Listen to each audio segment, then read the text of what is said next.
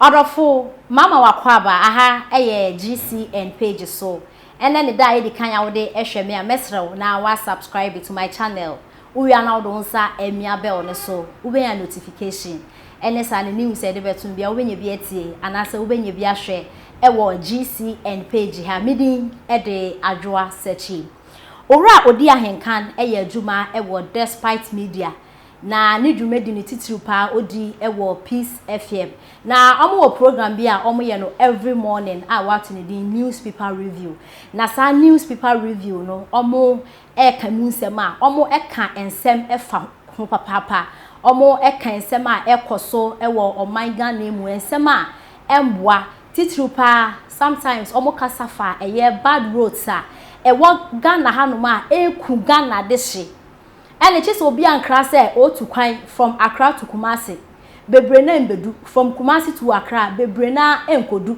saa kwan anase saa e kwan ye e kwan bi a he journalist fo abohu dewura bo so kame akoye say Ghana mpenefo no mo ente na ya mencha de his excellency na na adodanko akufo ado na eye road minister me sure say omo ate a omo edi hu dwuma ye bedo omo ase papa na newspaper review discussion the course so ende na owura odi ahenkan e kire say his excellency Nana Danko Akufo-Addo wetumi atam 12.5 million e dia Ghana Black Stars so omo fa nkobobo no mu ndi nse ne kwa e wa bra Accra Ghana ina yen capital town chese eduanwuri na so wona Accra I just want to make crase. Street ni mu ina ye tum. Unhu bebia, light bia ni bebia.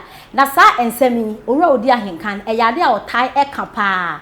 Onka ne baako ana mienu o, Peace FM nso edu echi Ghana fo panfutie papa.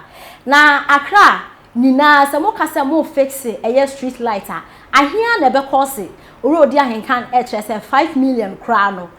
En course enso Ghana fo mpanifo eji omo ani se bi opani a waye bibi ena se wo drive ya na dwona se wanye careful se bi wani ye kakra wo de wo ka be kwa kwhye baabi na enso e de asem foforo aba omo abohu dewura abo Ghana fo mpanifo se omo ente ena edu from 6 to 7 8 9 10 day na ekrom ayete se mekurase e ho aye tum no street light na Accra cheze capital town pa nka wo si ho no ma otumi say yes ene nya Accra nko a for when be kire mu Kumasi nso edu anadwo na o drive na se wani nye kakra ene park wo ka ni sifie because one hwa na wa hwe won kwa eyade a enhyeda emboa nti owuro di ahenkan e kire se mo etumi akam 12.5 million dia Ghana Black Stars so mo nkobobo na mo my broken heart na se mo ntumi fix Accra street light dia ene Ghana fo mpanifo mo nya de kra ensem sei ena ode etudwa no and I'm sorry medias. Yeah, sorry so man na ya kesi abaye nya figure no.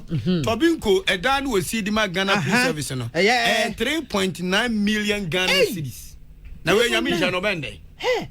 3.9 million Ghana cedis. And this any about blasters. Blasters 20 yeah ba I know the 12 the ASUS so the 12.5 million dollars. We can have more than that. Million dollars. Dollars. Where the cedis? Hey, Tobinko adwuma kase wa ye cedis 3.9. Yes. And they did 12.5. Bobo. Boy so. Mun kwa hwe. Yeah, ready to any better. I think I've once will come. I think I've won come. Ma kwan ye enkania keke. Na kwa strike. Enkania keke so la kwa so no. Muntimi so. O so ko bobo. The Ghana dey kwa na betimi aye. Aja mo samu. Bank Fidelity said yeah one more toll free number no one system 2022 yeah cool 0800 0 will be because yes you overtaking overtaking and then nipa passengers mo so mo waso die papa we ya mo passengers ya na mo te sa cars ya sebe mo ankasa no mo ko nsam jim Boko ni papa mo anye. Boko na mo chete ho. Bible so say, do ni papa no anye no. Eye boni ma no. Mo kwa bonsam jem. E say mo gina sama no kwanta na mo tiem. Ho na bete mo nka. Waja wo ma ho. Waja wo kunu ho, waja wo yire ho. Ah, o tiam ka say driver.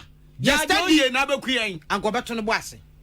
ana na no ya peace kasebo ya nhyehyɛ ye e de number etudwa wo so obi drive carelessly record no say voice note kura na obetimi ya record driver ne se be nsam a wo ka no afa ne number ka ho what describe car no the car type no age number ka ho video na betimi ya no atwa no mo mami fa we na say empanifo say 30 ya nya cheswa awmachi wo badwuma na fiti ofa nko bepem eye abeka junction na kwa no susum te sen oh minia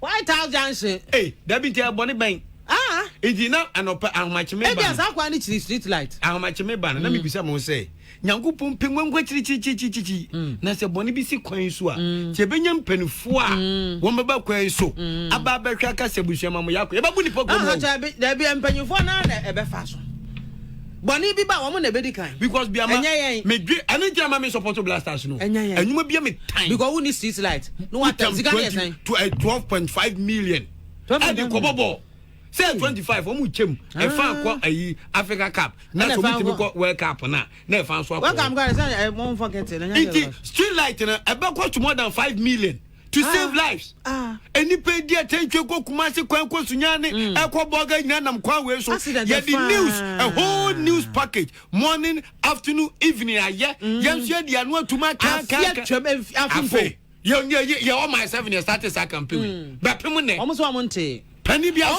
those who responsible for street light how and you call yourself leaders of this nation respectfully where leadership crisis leadership who is in charge of that street light mami come of work at that that be how me to biama we dey hedwofo ebi mu titabobo ya so aboso kama so bo hon mo kra kan bo hon mo na man light kra nye it is at least street light wo Accra obehunu kwam ye nam suma wo machisa ye bibia ye suma ya ye se tum eni ya dwene nyina Africa Cup ye kwekura no obi ani miske de ko bepim na se blaster mo be da ka wo mo ka na for be cho mare ye be hemu wo be da ka wo mo dimi nkan da wo de make Jobo Grata daily statement and I'm a to us na statement the abase wa wunim na be wia petrol na diesel okrom ha envans o wo me ha me ye ba be government only policy there be ye dey any policy inti momo de na dey ye de na say ye kana wa mpene a na ye the veranda boys ne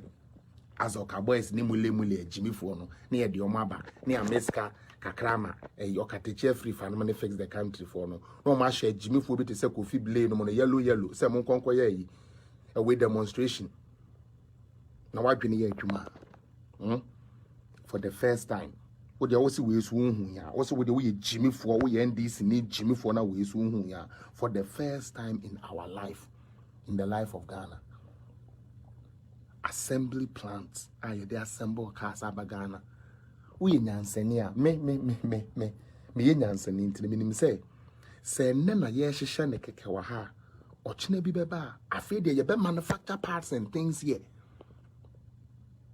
na mesre wo say kana for pa nti e dia kra nti mo gidi pa say de betumi asolve ane mahama mo nti mo ye sure pa say mahama nkwa ne betumi asesa Ghana for 4 years Jimmy o momo bebre ma atwene nya adwuma o obi aye minister waye MP waye vice president waye president once sa Ghana